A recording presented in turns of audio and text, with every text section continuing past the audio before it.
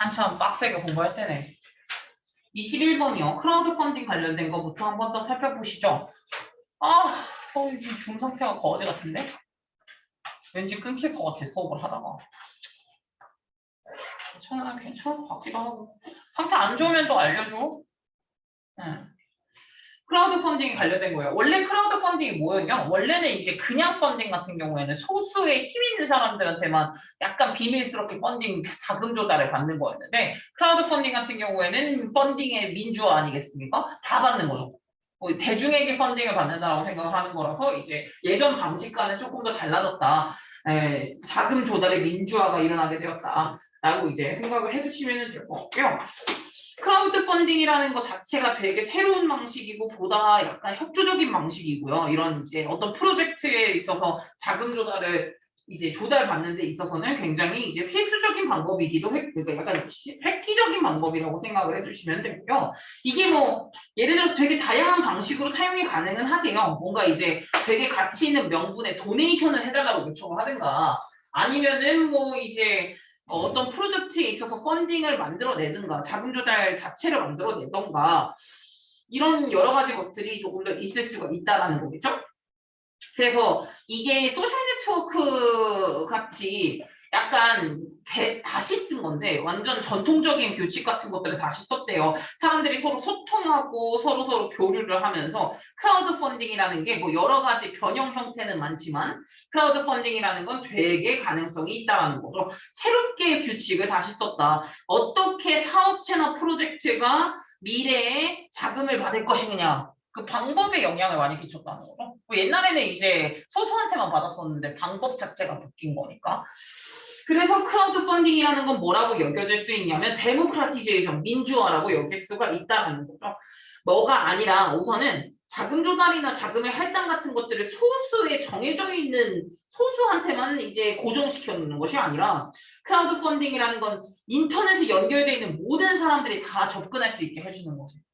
아예 그냥 만드는 거니까 자금 조달 그런 거를 인터넷만 연결되어 있으면 이제 다 같이 받을 수 있게 해주는 그런 관계라고 생각을 해주시면 되겠네요. 이제 시작했어요. 그래서 이제 넘어가시면 되고요. 23번으로 가겠습니다. 23번 같은 경우에는 이 세상에는 위험한 것이 없는데 우리는 무엇의 뇌를 갖고 있기 때문에 석기 시대 뇌를 갖고 있기 때문에 위험하지 않은 것도 위험하다고 여기는 경향이 있다. 사실은 위험이라고 여기는 거 그것은 우리 머릿속의 일루전, 환상이라는 거죠. 그런 내용이고요. 더 이상 우리 옆에 호랑이가 있는 게 아니기 때문에 당장 생명의 위협을 가할 만한 건 없어. 사실 근데 조금 쫄보라가지고 뒤에 누가 쫓아오면 뭔가 무섭기도 하고 이런 거 있잖아요. 약간 그 사람은 그냥 생각 없이 걸어가고 있었던 건데 막 잠재적 범죄자로 만드는 것 같은 그런 느낌. 근데 약간 이런 게 이제 우리는 조금 위험으로 간주를 한다라고 생각하시면 될 것 같아요. 상대적으로는 굉장히 합리스합니다. 그렇게까지 뭐 유해한 것들이 많지는 않아요. 5번, 6번 별표 위주로 좀 보고 있는 거야. 네, to be clear. 확실히 말하기 위해서는 어쨌든 우리는 모던 세상에 살고 있는 석기시대 뇌를 갖고 있다고 생각하는데 이것 때문에 대부분의 많은 상황들이 어떻게 여겨지냐면 이 뇌에서는 threat, 위협으로 여겨져. 뭘도 뭐 하긴 하지만 they are harmless. 이런 것들이 우리의 생존에 있어서는 굉장히 무해하기는 한데 근데도 우리는 그런 식으로 생각을 하긴 한다라는 거죠. 그러나 우리 뇌는 이것을 굉장히 데인저로 여긴다. 뭐 트래픽 잼 같은 거나 누가 나를 공격하는 것 굉장히 이제 무서워하기도 하고 조금 공격적으로 생각을 한다라는 거예요. 사실은 데인저는 없다. 근데 우리의 브레인이 이것을 데인저로 여기는 거다. 만약에 우리가 불쾌한 대화를 한다거나 그러면 이것이 우리의 생명을 threaten, 위협하진 않지만 우리는 have to, 그리고 또 뭐 할 필요 없어? 도망갈 필요까지도 없지만 데인저는 사실은 일루전인 것 같아. 이렇게 이제 내용으로 사실은 존재하지 않는 뭔가 치명적인 데인저라고 우리의 뇌가 생각을 하지만 그건 아니다. 라고 이제 보시면 되겠습니다. 사실 되게 힘들지 않냐? 사실 우리는 그냥 힘들어. 모든 게 약간 누가 나를 공격하는 것 같으면 굉장히 짜증나고 그러잖아요. 이거가 있긴 하지만 사실 우리가 죽는 건 아니니까. 24번이요. 24번 같은 경우에는 그 스포츠에 관련된 거였었는데 생각을 했었을 때 스포츠가 되게 뭐지? 스포츠가 약간 그거죠. 공격성을 줄여줄 줄 알았는데 사실은 그게 아니더라. 가설과 가정을 하나 세워봤거든요. 아마 그러지 않을까? 했지만 오히려 더 많던데? 오히려 호전성을 호전성을 드러내는 거지 호전성을 대체하는 것이 아니었다. 이거로 가거든요. 호전성은 전쟁을 좋아하는 성향을 말하는 거예요. 우선은 뭐 지웠다가 2번에 한번 보니까 컴배티브 스포츠, 그러니까 전투형 스포츠 같은 것들을 말하는 거구나. 이른바 전투형 스포츠에 집중을 하면서 이러한 스포츠, 예를 들어서 이제 진짜 바디 컨택이 내 바디 접촉이 있는다거나 아니면은 뭔가 유사한 전쟁 유사한 그런 것들, 그런 스포츠들, 이런 스포츠들 같은 것들인 건데 얘가 뭐라고 하이포티시스 이제 이걸 했냐면은 그 가설을 내려봤냐면은 네, 만약에 스포츠가 대체하는이라면 이 폭력의 대체적이라면은 아마도 뭐라고 예측할 수가 있을 거냐면은 인버스 코릴레이션 역관계가 있을 수도 있겠다. 역관계라는 거 하나가 올라가면 하나가 내려가는 거 역관계라고 하나? 이런 전투형 스포츠의 퍼퓰러리티와 뭐 사이에 전쟁의 빈도 사이에 즉 퍼퓰러리티 올라가면 전쟁은 내려가고 전쟁이 올라가면 얘는 내려가고 약간 역관계가 있을 거라고 예측을 한 거죠. 즉 다시 말하면은 이게 더 많으면 많을수록 더 적어지지 않을까라고 했다고 생각을 했었다라는 거죠. 또 발표 여기서. 근데 얘가 이제 이 분석에 따르면은요. 이 컴배티브 스포츠 있잖아요. 전투형 스포츠에 대한 게 훨씬 더 펄베이시브하고 퍼퓰러해지면 이게 인기가 많아지면이라는 뜻이에요. 펄베이시브가 만연해 있는 이란 뜻이라고 했었잖아요. 만연하면 만연할수록 이 사회도 전쟁에 참여할 가능성이 크더라. 아니 뭐 더 심하더라 이거죠. 왜 그 스파르타쿠스 보면은 검투사들 나오는데? 네, 뭐 전쟁하면 할수록 더 싸우고 더 난리치고 막 피에 혈류가 난자한 그런 걸 좋아한다라는 거죠. 그래서 얘가 결론을 뭐라고 냈냐면은 전투형 스포츠라는 게 대체제 아니라는 거지. 그럼 뭐야 다소 이거 그냥 반영한 것 같아. 인간 사회에 있어서의 똑같은 이런 어그레시브는 공격적이니까 공격전 충동을 반영하는 거지 사실은. 이거 대체제는 아닌 것 같다. 라고 이제 결론을 내릴 수가 있었죠. 이거 이제 결과를 보고 나서. 다음 거로 넘어가세요. 29번이요. 29번 같은 경우는 우리는 왜 음악을 왜 들을까 이런 거에 관련된 내용이었었는데 음악을 우리가 요즘 들어서는 되게 더 많이 어트랙티드가 된단 말이지. 끌리게 돼요. 이유가 있는데요. 특히나 이제 뭐 퍼스널 뮤직 플레이어들이 굉장히 흔하기도 하고 사람들은 음악을 헤드폰으로 많이 듣거든요. 뭐 이제 노이즈 캔슬링 기능도 워낙 많기도 하고요. 막 음악이 열로 갔다 절로 갔다 막 내가 말했잖아. 이거 요새 이제 아이패드 이거로 들으면은 요렇게 있으면 여기에서 소리가 나고 여기 잘 안 들리거든요. 겁나 신기해졌습니다. 약간. 그래서 이런 이제 레코딩 엔지니어나 뮤지션 같은 애들이 지금 새로운 스페셜 이펙트, 특수 효과를 만들어내는 걸 지금 배워가고 있기 때문에 그래서 이 특수 효과가 간지럽히거든요. 우리의 뇌를 뭘 이용해 지금? 우리의 신경회로를 막 자극해.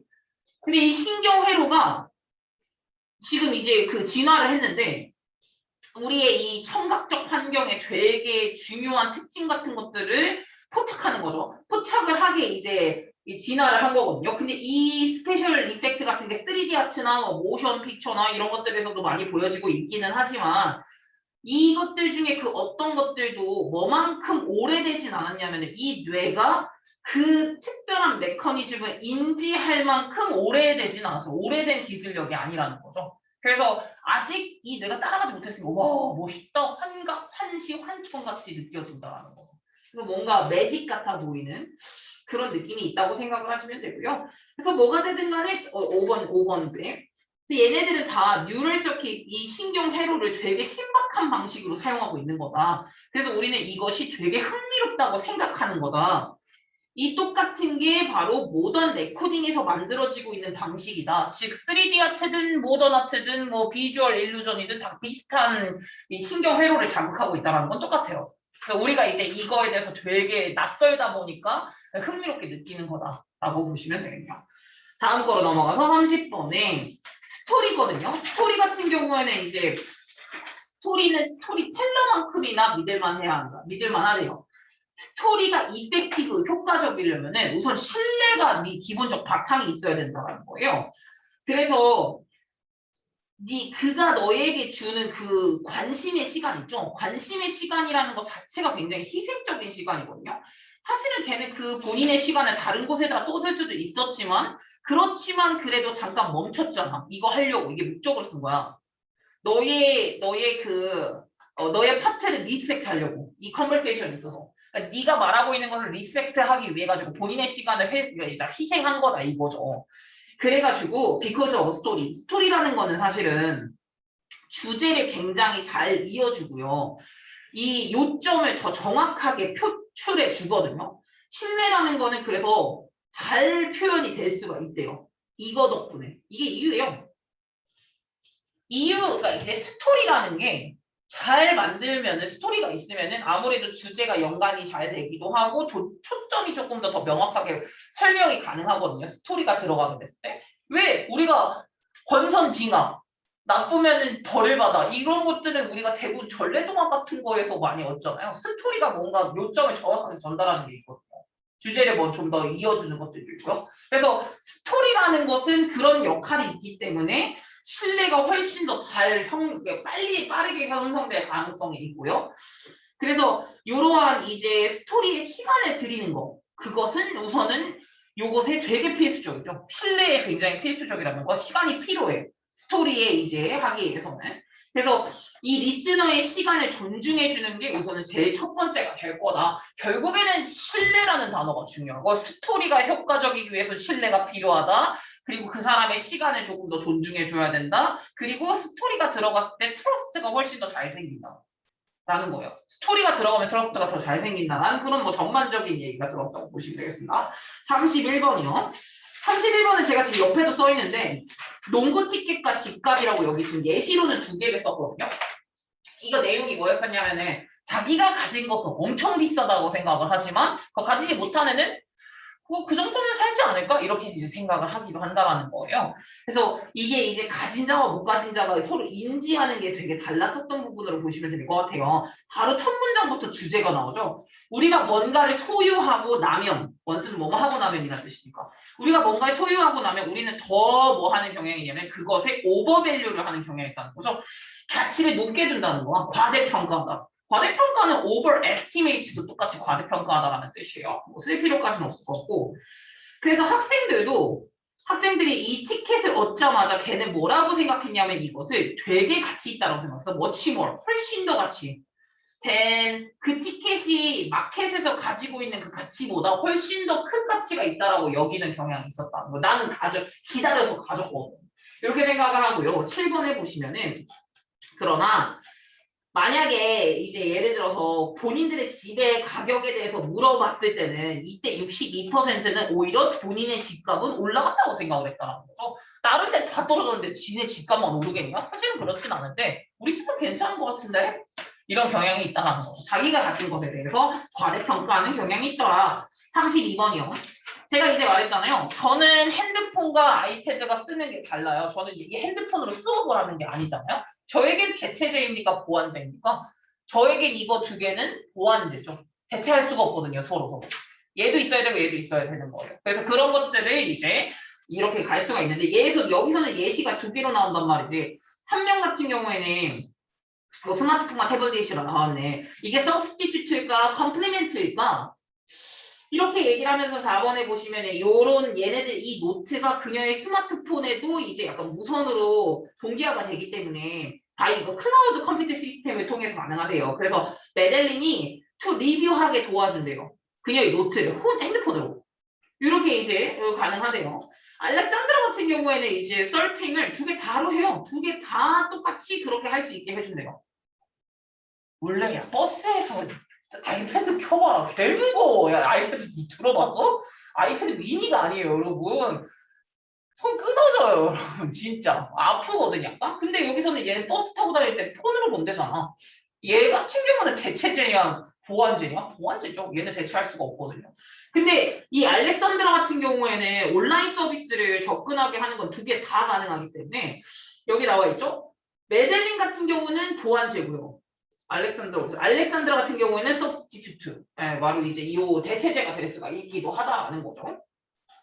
그래서 이 두 가지 그 태블릿이나 스마트폰 같은 경우에는요, 거의 무엇을 얘한테는 똑같은 기능을 이제 하게 되거든요. 이게 이번 케이스가 일러스트레이트 보여주는 건 뭐냐면은 각각 개개인의 컨슈머들의 행동이 플레이스 이제 작동을 하는 거지. 어떤 거의 특성을 결정하는 데 작동이 된다는 거야. 두 개의 서비스나 뭐 두 개의 굿즈, 상품이죠. 여기서는 스마트폰과 태블릿일 거예요. 두 개의 상품 간의 관계를 결정짓는 건 누구냐? 그 사람의 성향.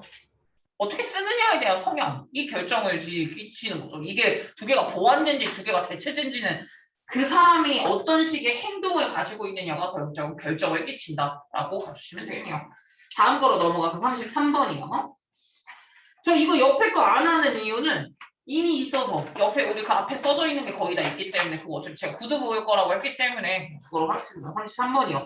토마스 에디슨의 그 자동 그 이제 뭐야 일본의 토마스 에디슨이 실제로 되게 진짜 천지적인 지니어스였잖아. 그래가지고 그러나 근데 이제 얘가 뭐야 여기다 He discovered some of the principle of marketing. 얘가 마케팅의 원리를 발견했어요. 그리고 난 다음에 이게 A가 먼저예요. 마케팅을 이제 알게 되고 그 다음에 성공이 조금 더 많이 올라가는구나라는 걸 깨달았다는 거예요. 얘가 왜 그랬냐면은 되게 얘가 뭐지 자동 표결 장치 같은 것들을 이거 완전 이게 획기적인 거라고 생각을 했는데 놀랍게도 실패를 하잖아요.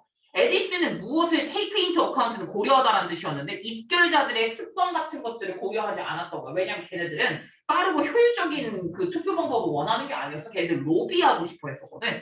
그러니까 의도를 파악하지 못했고 니즈를 파악하지 못했다라는 거죠. 지금. 그래가지고 이제 9번에 걔가 이제 이 실패로부터 이제 배운 거야. 아, 발명과 마케팅은 연관이 있다. 마케팅이라는 거는 그 소비자의 니즈를 파악해서 마케팅을 하는 거기 때문에 그것이 굉장히 중요하다라는 걸 이제 그때서야 깨달았죠. 그래서 얘가 뭘 배웠냐면 아, 마케팅과 인벤션은 꼭 같이 함께 되어야만 하는 거구나. 통합이 되어야 되는구나. 라고 이제 그때 깨달았다라는 거죠. 남이 필요하지 않은 물건을 만들 필요는 없어요. 무슨 말인지 알죠? 그러니까 얘가 이제 마케팅의 니즈를 알아야 되는구나 라고 생각을 한 거죠. 그래서 마지막에 걔가 뭘 깨달았냐면은 put first 가장 첫 번째로 나와야 되는 거는 커스터머의 니즈겠구나. 그리고 이제 그것에 맞춰서야 accordingly는 그거에 맞춰서 본인의 띵킹을 테일러 해야겠다. 그러니까 뭘 만들어야겠다라고 생각이 들 때도 필요한가? 를 보고 만들어야겠다라고 이제 본인의 생각도 이제 많이 바뀌게 됐다는 거죠. 실패를 통해서의 경험담을 나오는 거예요. 다음에 34번이요. 34번은 우리가 태도가 어떤 식으로 만들어지는지에 대한 내용이 나오지 않습니까? 에티튜드라는 거는 네 가지의 구성 요소로 컨셉이 이제 정해지게 되는데 우선은 이제 감정적 요소와 인지적 요소 그리고 행동의 의도 그 다음에 진짜 행동 이게 늑대에 관련된 내용으로 잠깐 나왔고 이게 이제 뒤에 그 본문 추가로 이제 많이 나왔었잖아요. 제가 본문 추가가 지금 조금 걸리는 이유가 뭐냐면 열심히 찾고 있는데요. 열심히 찾고 있어요. 근데 조금 추가로 더 넣고 싶은 거예요. 원래는 있는데 조금 더 찾고 싶어가지고 조금 더 구글링을 돌리고 있어요. 우선은 에티튜드라는 거는 이제 뭐 감정적인 거, 즉 이게 싫냐 좋냐 감정적인 거죠. 다음에 그리고 그것에 대한 평가.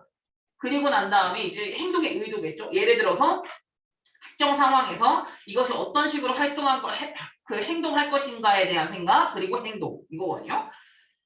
대중적인 애티튜드 예를 들어서 이제 야생동물에 대하거나 야생동물의 관리함에 있어서 그 대중적인 그런 태도 같은 경우는 뭐에서부터 우선은 생기는 거냐면은 이 네 가지 요소의 상호적인 관계가 얽혀진 다음에 태도가 만들어지는 거라는 거잖아요. 태도의 구성 요소가 4개라는 거니까 그래서 지금 이 태도가 만들어지는 데 있어 그 늑대에 관련된 태도가 만들어짐에 있어서 사람들은 뭘 하고 싶었냐면 우선은 인지적인 컴포넌트와 연관성이 있는 그러한 에티튜드를 유지하고 싶어 한다라는 거예요. 이게 바로 인지조화거든요. 이게 안 맞는 게 인지부조화라고 하거든. 내 생각과 행동이 맞지 않는 거 인지부조화라고 그래. 근데 내가 봤을 때는 이 내용이 뒤에 그 인지부조화 내용을 조금 더 넣을 것 같단 말이야. 이게 나오고자 하면 되게 어려울 수도 있는 부분이기 때문에. 그래서 이제 우리가 태도를 형성함에 있어서 사람들은 우리의 이 감정적인 요소, 태도의 감정적인 요소와 인지적인 요소가 일관성이 있기를 바란다는 거예요. 그래서 예를 들어서 우리가 싫어. 그러면 이게 이제 어떤 식으로 생각하는 거냐면 야 얘네는 이게 사람을 죽일지도 몰라. 사람에게 공격을 할지도 몰라 라는 그런 인지적 평가를 내리는 거죠. 감정의 근거에서 내리는 거야. 그리고 난 다음에 이제 행동적인 의도가 생기는 거죠. 야, 이거 컨트롤해야 될 것 같아. 그리고 나서 이제 마지막으로는 결국에는 행동을 하게 되지 않겠습니까? 진짜로 슈팅 하잖아요.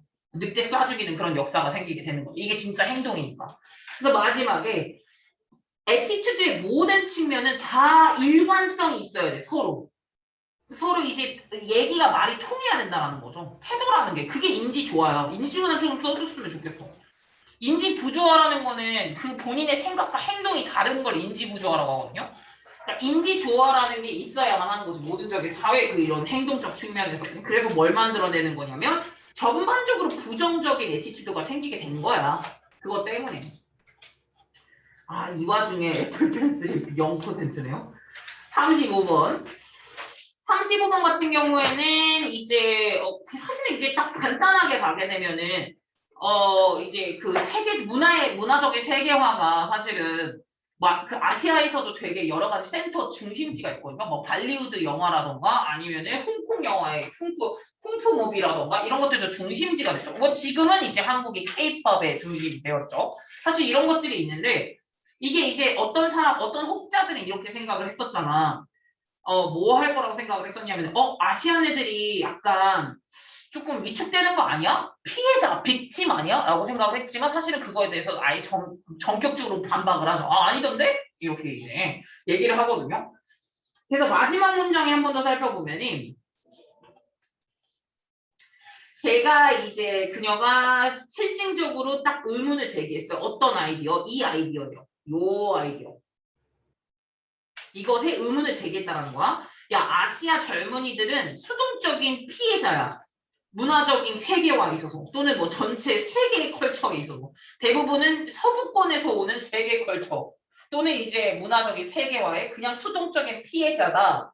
라는 그 아이디어에 의문을 제기한다. 이 사람은. 실질적으로 의문을 제기한다는 건 데이터가 쌓였고 이거 아닌데? 그건 니들이 잘못 생각하는 거야 라고 실질적으로 반박했다라는 뜻이요. 반박했다라는 건 리퓨트 괜찮거든요. 이 사람이 반박을 했다라는 거야. 그 생각에. 이렇게 이제 봐주시면 되겠습니다. 사실 이거 뒤에 조금만 더 붙으면 좋거든요.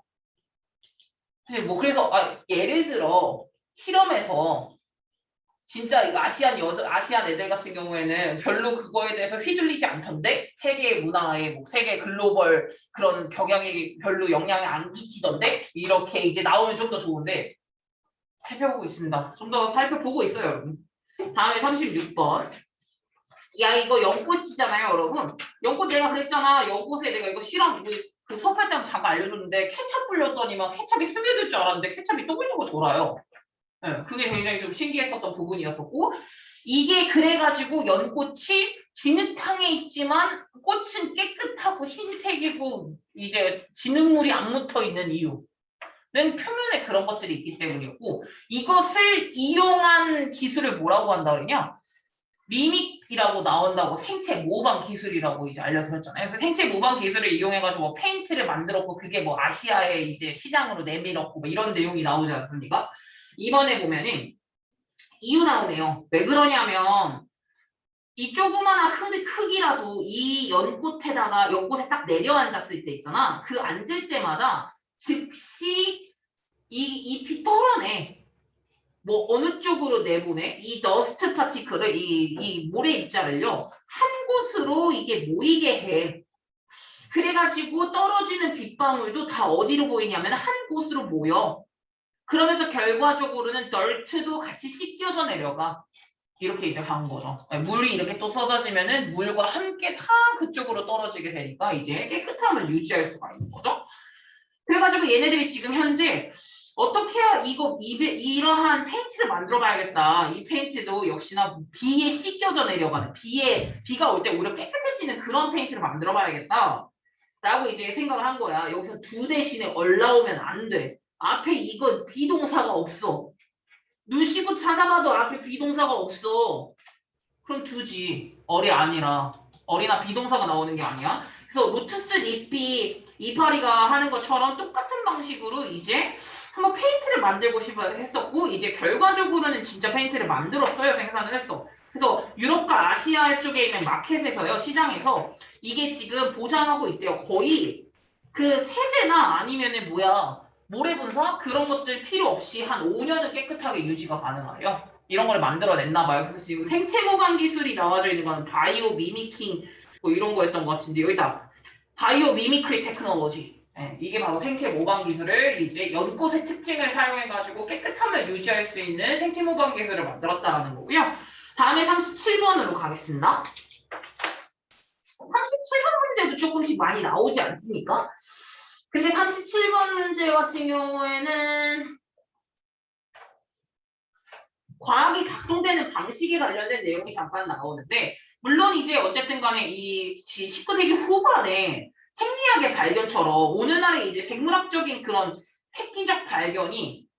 획기적인 발견이라는 게 근본적으로 많이 바꿔놓기는 했어요. 인간의 유기체를 이해함에 있어서 되게 많이 바꿔놓고 바꿔놓을 예정이기도 하고 우리의 메디컬 프랙티스를 많이 바꿔놨고 앞으로도 바꿀 예정이기도 하대요.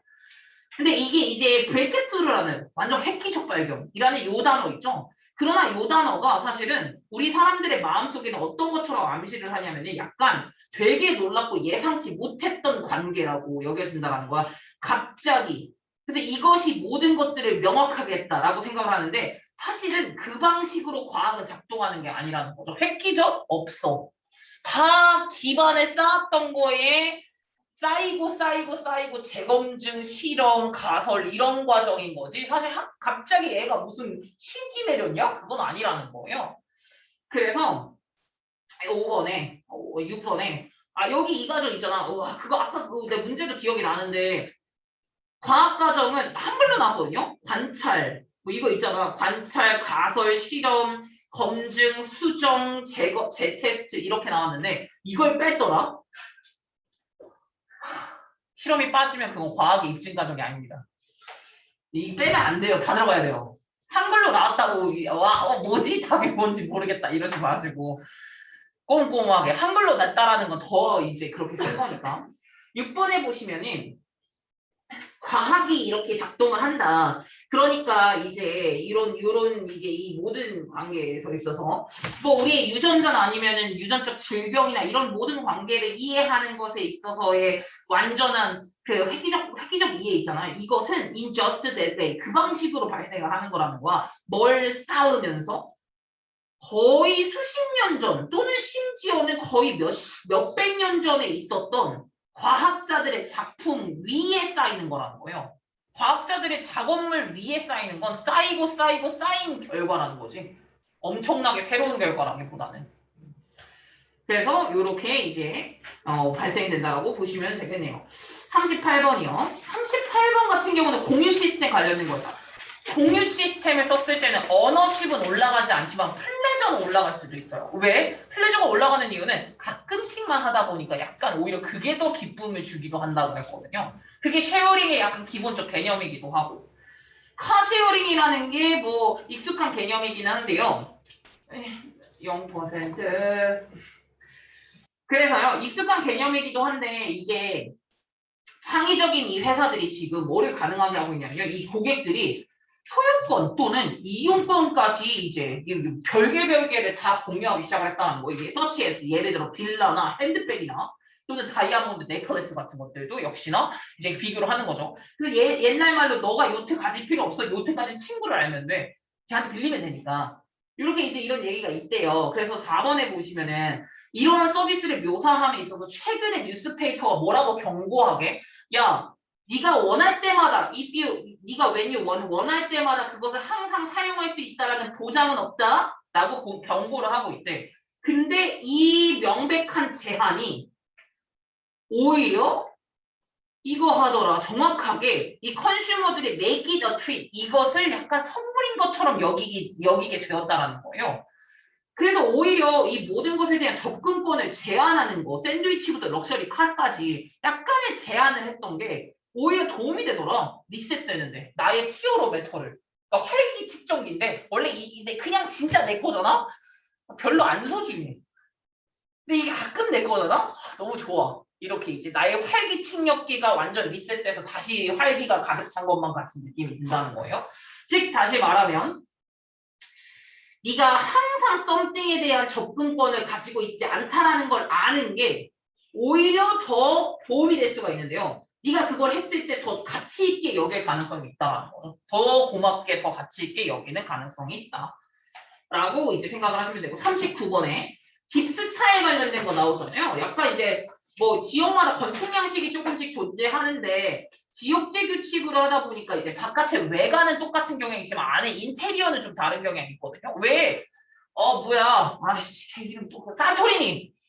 바깥에가 이게 뭐야? 뭐 이제 지붕 파란색, 바깥에는 벽은 흰색 이거 있잖아요. 그게 외관은 통일시킨 거지만 안에는 뭐 어떤 데는 되게 찢어지게 가능하고 어떤 데는 되게 멋있게 인테리어를 잘 해놨을 수도 있잖아요. 그래서 이런 것들이 좀 존재한다라고 보시면 되는데 사진까지 다 날라갔네. 사진은 있었으면 좋겠다 싶었는데 아니야 사진이 있나 없나 뭐 사진 그때 이제 한번 줬으니까 그래서 일본 같은 경우에는 뭐 미국마다 이제 각각의 그 이제 스피치 스타일도 항상 그쪽의 지역 스타일 빌딩이랑 연관이 되게 있다. 뭐 미드웨스턴 팜하우스 요거 뭐 케이프 요것들 요런 것들도 다 동등한 거다. 스포큰 다이어렉트랑 왜 미국에서도 남서부 억양이랑 뭐 이제 이 흑인 억양이랑 동부 쪽 억양이랑 이게 좀 억양이 조금 있거든요. 미국 안에서도. 근데 집 스타일도 똑같다는 거예요. 약간 집 스타일들이 약간 다양하게 있으니까. 어떤 도시나 타운 같은 경우에 특히나 관광업이 되게 중요한 그런 타운 같은 경우요. 지역제 규칙이 뭘 만들 수도 있는 거냐면 뭔가 인공적 어텐틱시티를 컴플소리하게 만들 수도 있어요. 컴플소리가 강제적인이라는 뜻이거든요. 그래서 이제 이 바깥의 외형적인 부분 같은 것들을 강제적으로 만들어내기도 한다. 그래서 이 플로리다 예를 들어서 플로리다 쪽에 있는 키웨스트에 있는 이쪽 지역 있잖아요. 여기 같은 경우에는 예를 들어가지고 무조건 우드로 만들어야 된대요. 트레디셔널 스타일로. 그래서 내가 온리 어필 약간의 그냥 조금 해당되는 색깔이 있기는 한데요.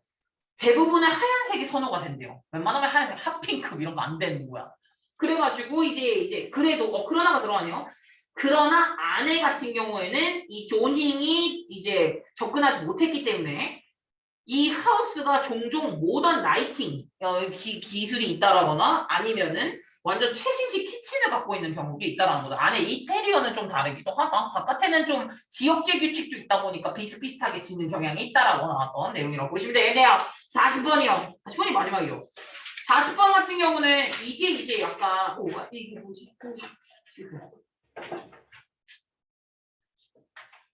40번 같은 게 그거잖아요. 늙음에 관련된 단어를 보고 나서 지금 이제 이것의 영향을 어떻게 많이 받느냐에 다 관련된 거잖아. 근데 있잖아 여기서는 약간 어떤 쪽으로 봐주셔야 되냐면 늙음에 대한 단어들을 외부적인 영향이라고 생각하시면 돼요. 외부적 조건들. 그것에 인간의 행동이 바뀌어요. 꾸부정하게 걸었으니까. 인간의 행동이 바뀌기도 한다. 그러니까 외부적인 것 때문에 바뀐다라고 보시면 되겠는데 첫 번째 1번에 보시면은 얘가 실험을 하나 보여준 거고 그 실험에서 인간의 인지와 행동이 영향받더라. 외부적인 요소 때문에 받더라. 근데 여기서는 외부적 요소를 굳이 언어로 체크해 준 거예요. 외부적인 요소를 언어로 말을 해준 것 뿐이긴 하지만 어쨌든 외부적인 요소에 인간의 생각이나 인지가 많이 영향을 받는다라는 거고요. 3번에 얘네들한테 어떤 리스트를 보여준 다음에 나 이거 언어 실험하는 거니까 거기에서 그냥 말이 되는 센텐스를 하나 만들어줘 라고 요청을 했어요. 그랬더니 이런 대부분의 이런 게 나오고 있죠. 슬프게도 되게 늙고 외로운 남자 하나가 막 여기 주름도 자글자글한데 얘가 앉아있어. 뭐 이런 단어를 문장을 만들었을 거라는 거지. 근데 이러고 나서 사실은 이거 언어 테스트 아니었고 얘는 뭘 생각하고 싶었냐면은 이 실험실을 나가는데 얼마나 오래 걸리는지를 보고 싶었고요. 그리고 이 단어에 이제 하고 난 다음에 접촉이 되고 난 다음에 어떤 식으로 걸어가는지 이거에 대해서 조금 더 궁금했었더라는 거죠. 근데 되게 놀라웠던 거는 이 늙음이라는 관련된 단어에 익스포즈가 됐었던 노출을 받았었던 도즈 스튜던트들 같은 경우는 거의 40%가 더 오래 걸렸다는 거죠. 걸어가는데 그냥 랜덤 월드를 보여줬던 애들보다 내가 봤을 땐 굳이 늙음이 아니라 막 신나는 거 있죠? 막 단어들이 막 예를 들어서 막 엄청 신나. 그거로 단어 만들라고 했어. 이거 반대 경우도 똑같아요. 그러면 걔가 좀 더 빠르게 그거로 걸어갈 수도 있지 않았을까요? 활기차게. 같은 내용이에요. 사실은 외부적인 거에 우리가 영향을 많이 받았다라는 그런 내용이니까. 그래서 some 스튜던트들은 심지어는 숄더가 앞쪽으로 굽은 채로 걸어다녔고 막 다리를 끌지를 않나? 마치 뭐인 것처럼 거의 원래 현재 실제 가지고 있는 것보다 거의 50살은 더 먹은 것처럼 그렇게 걸어가더라. 이 실험이 보여주는 거는 이 외부적인 것 때문에 사람들은 영향을 행동이나 인지적인 것에서 받기도 한다라는 그런 내용으로 가주시면 되네요. 마무리는 이렇게 이제 한 번 더 했고요. 지금 시간 한 1시간 정도 남았거든요. 가능하지 않을까? 제가 보기엔 조금 이제 앞에 아까 말씀드렸던 것처럼 집단 구도로 오죠. 무슨 얘기냐면 그냥 누구 시킬지 몰라. 야, 무슨 Recording in 얘기냐면 그냥 progress. 누구 시킬지 몰라. 야, 뭐야? 이게 왜 이러는 거지? 이게 왜 이러는 거지? 이만 하면 되겠다. 두 번 잘 들리잖아. 두 번 잘 들리잖아. 이따가 이제 이렇게 하는데 그러니까 누구 시킬지 모르겠고 이렇게 하는데 그냥 누구 시킬지 모르겠고 그냥 10번 정도 물어봤는데 7번, 8번 정도 물어봤는데 이거 하면 그냥 통과. 무슨 말인지 알죠? 그러니까 본인이 피해가 되면 안 되겠죠? 본인이 피해가 되면 안 되겠죠? 언제 봐도 돼요. 이거 잠깐 쉰다 치고. 언제 봐도 돼요. 이거 잠깐 쉰다 치고. 직전에 한 3시, 가기 직전에 한 3시 40분에 3시 40분, 3시 물어보겠습니다. 중도요. 물어보겠습니다. 중도요. 못하면 이제 계속 하는 거죠. 중도 시킬 거니까 근데 마이크 켜놓으시고 단어 찾아가시면서 하시면 돼요. 단어 모르는 거 있으면 저한테 물어보세요. 본인이 피해가 되지 않도록 공부를 열심히 하세요.